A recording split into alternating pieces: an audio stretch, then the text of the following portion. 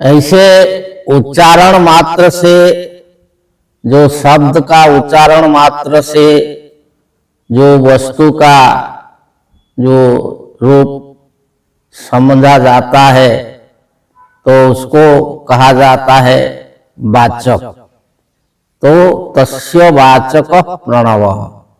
तो प्रणव जो है, प्रणव का जो है ओंकार है, जो ओंकार है, वही ओंकार जो है तस्य वाचक, वही जो ईश्वर, जो आत्मा, जो हमारी आत्मा ही ईश्वर है, हमारा स्वरूप ही ईश्वर है, तो उसको जो है प्रणव के द्वारा जाना जाता है, जो ओंकार के द्वारा जाना जाता है।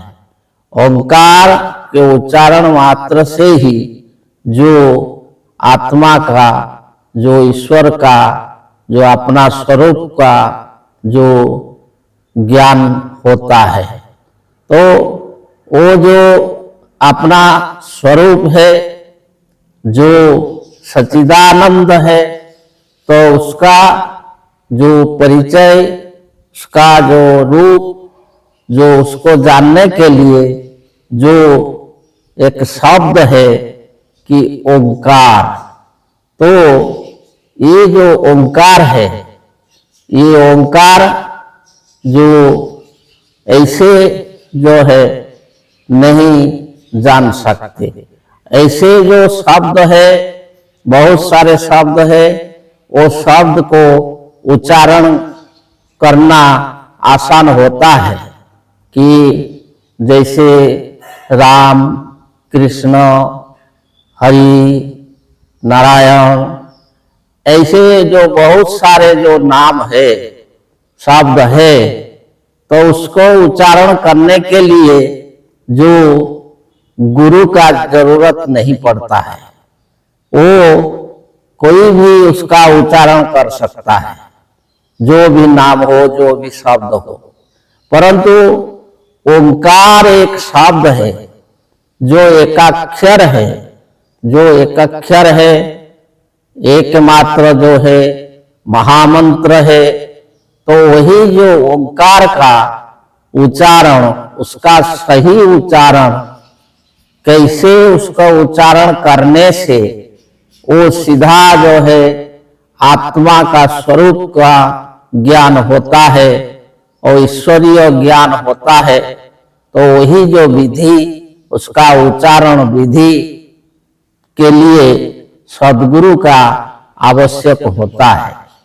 जो सद्गुरु है, मतलब जो आत्मज्ञानी है, जो स्वरूपस्थ है, जो सच्चिदानंद रूप है, जो ईश्वरीय तत्वों को प्राप्त किए हैं, तो वही जो सद्गुरु, वही सद्गुरु ही ये ओंकार का जो सही उच्चारण बता सकते हैं। तो ओंकार का उच्चारण सही जो उच्चारण जो बताते हैं जो सद्गुरु, ऐसे सद्गुरु तो बहुत कम मिलते हैं, लेकिन वो सद्गुरु संसार में हर समय जो एक दो तो बना रहते हैं, उपस्थित रहते हैं कि ये जो मानव समाज को यही ज्ञान देने के लिए, आत्मज्ञान देने के लिए ये जो है मौजूद रहते हैं। वो जो उनके ऊपर काल का प्रभाव नहीं पड़ता है।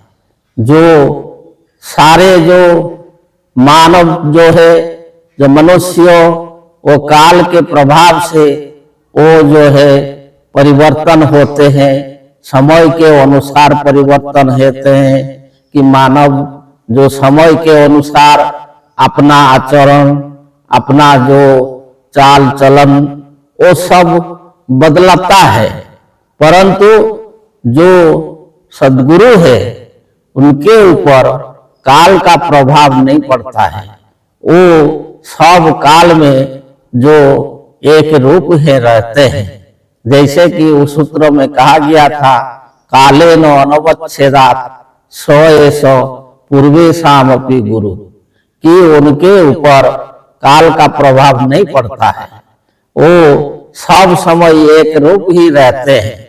क्यों कि वो जो है एक ज्ञान को जो प्राप्त किए हैं, जो ईश्वर बन गए हैं, जो ईश्वरीय तत्वों को प्राप्त करके, जो आत्म स्वरूप को प्राप्त करके, सच्चिदानंद रूप को प्राप्त करके जो खुद ईश्वर बन गए हैं, तो ऐसे जो है सद्गुरु है उनके ऊपर काल का प्रभाव नहीं पड़ता है। और वही जो सद्गुरु वो सब समय जो है संसार में उपस्थित रहते हैं किसी ना किसी रूप लेकर के, परंतु वही जो ज्ञान को बता सकते हैं। और ये जो सारे शब्दकोश में, ये संसार में जितने भी भाषा है, जितने भी शब्द है, जो भी है, परंतु ये सब के ऊपर जो एक है शब्द, जो ओंकार, जो यही ओंकार ही एकमात्र शब्द है जो कि सीधा जो आत्मा को और जो आप ईश्वर को जो समझाता है और उसको प्राप्त कराता है। तो वही जो ओंकार का सही सही उच्चारण ऐसे ही सद्गुरु बता सकते हैं। और उसका जो मानव को यही उच्चारण बता करके उसको आत्मज्ञान देते हैं। तो आगे बताएंगे। जय जी।